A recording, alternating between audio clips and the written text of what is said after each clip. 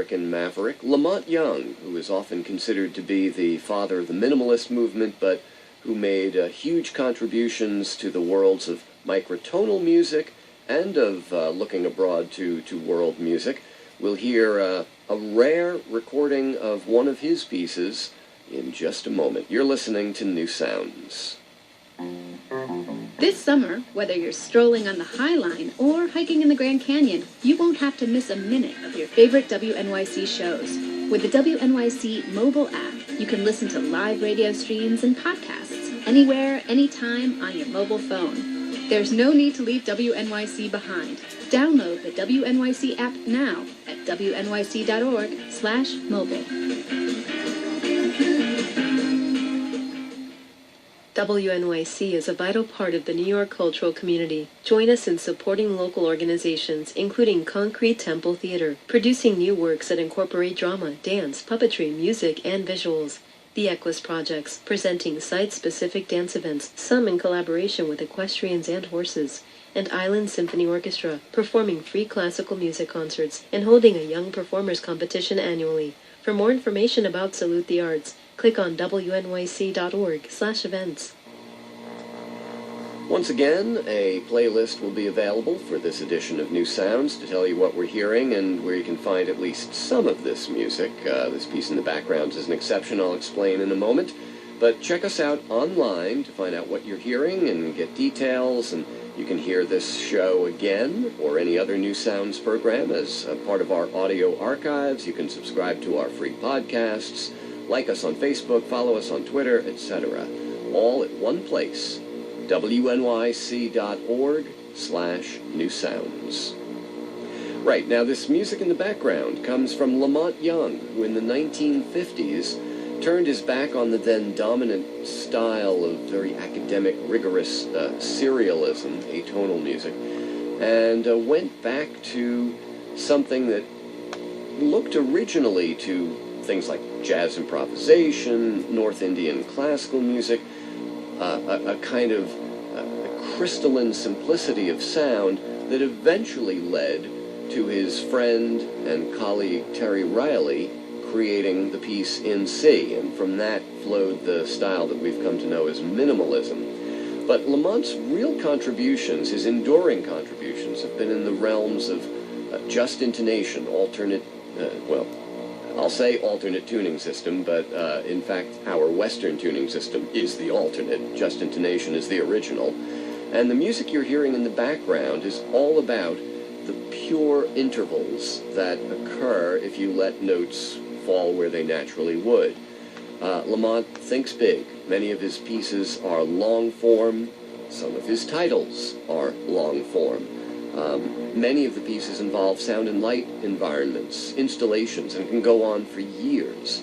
What you're hearing in the background is Lamont's band, the Theater of Eternal Music Band, within an electronic sound and light environment back in 1990.